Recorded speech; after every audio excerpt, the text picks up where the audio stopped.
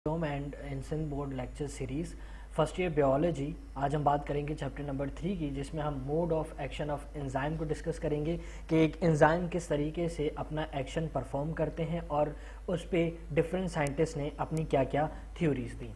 सबसे पहले हम डिस्कस करेंगे मोड ऑफ एक्शन।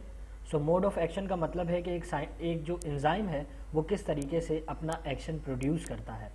और इस पे जो है हम सबसे पहले अगर एंजाइम के स्ट्रक्चर की बात करें तो एंजाइम के स्ट्रक्चर में एक ग्रूव लाइक स्पेसिफिक शेप होता है जिसे हम एक्टिव साइट कहते हैं, और इसी एक्टिव साइट पर एक स्पेसिफिक सब्सटेंस होता है जिसे हम सबस्ट्रेट कहते हैं। जैसे आप यहाँ देख सकते हैं, मैंने लिखा है सबस्ट्रेट। वो सबस्ट्रेट आकर अटैच होता है और उसके अटैच होने के बाद एक स्पेसिफिक फंक्शन एंजाइम परफॉर्म करता है। अगर इसकी हम डायग्राम देखें तो आप डायग्राम देख सकते हैं कि ये आपके पास एक एंजाइम है और इस एंजाइम में यहाँ पर एक स्पेसिफिक शेप बनी हुई है। ठीक है, ये ग्रूव, डिम्पल या डिफरेंट तरह की शेप होती है। हर एंजाइम के अंदर जो एक्टिव साइट होता है, मतलब ये जो शेप है आपके पास, ये वाला जो पोर्शन है जिसे हमने यहाँ एक्टिव साइट कहा है, ये एक्टिव साइट हर एंजाइम की अपनी स्पेसिफिक होती है।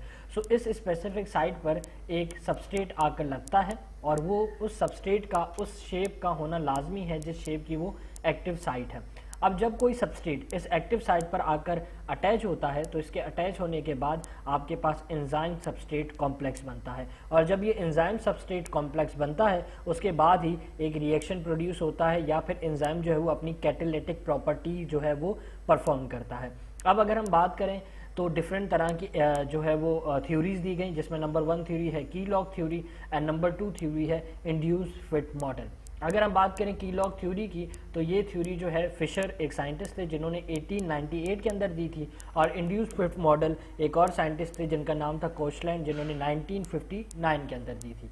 अब अगर हम कीलॉग थ्योरी को डिस्कस करते हैं तो कीलॉग थ्योरी को फिशर ने प्रपोज तो किया था, लेकिन उसके बाद दो और साइंटिस्ट आए थे जिनका नाम था Paul Fielder and D Woods. इन दोनों साइंटिस्ट ने कीलॉग थ्योरी को मजीद इम्प्रूव किया था, मतलब उसके अंदर कुछ चेंजेस की थी,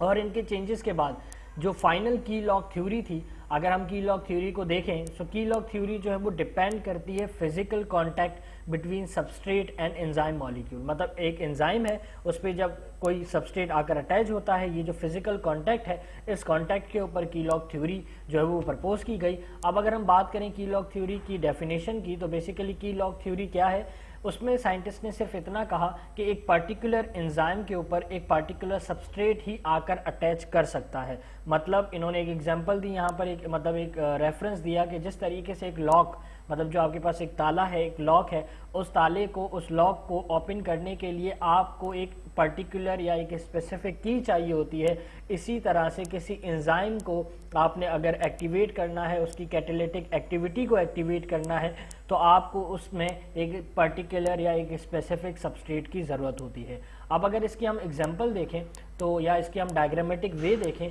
तो डायग्रामेटिक वे में आप देख सकते हैं कि ये आपके पास एक लॉक है, और इस लॉक को ओपन करने के लिए आपके पास एक स्पेसिफिक की मौजूद है,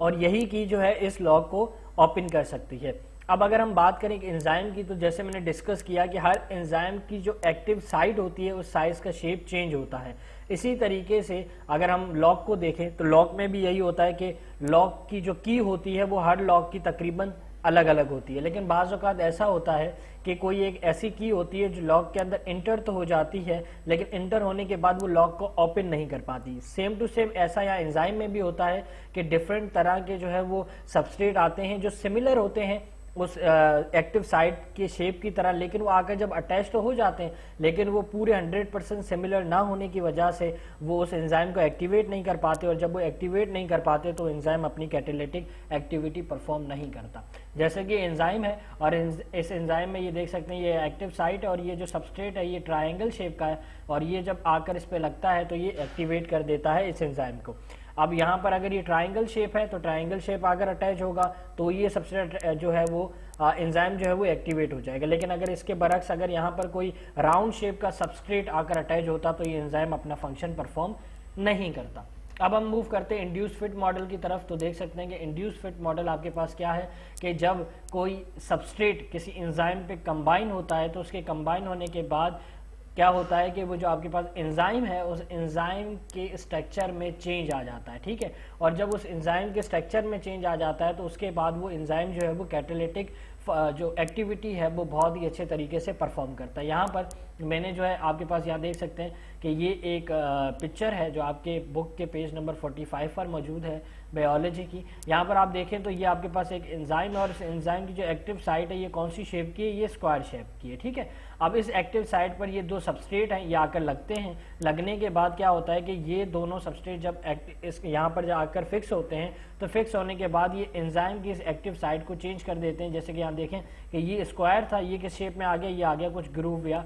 थोड़ा राउंड शेप में आ गया। तो जब ये इस शेप में आया तो ये एंजाइम जो है अपनी कैटालिटिक एक्टिविटी परफॉर्म करेगा, और जब ये कैटालिटिक एक्टिविटी परफॉर्म कर लेगा उसके बाद ये जो सबस्ट्रेट था ये यहाँ से आउट हो जाएगा।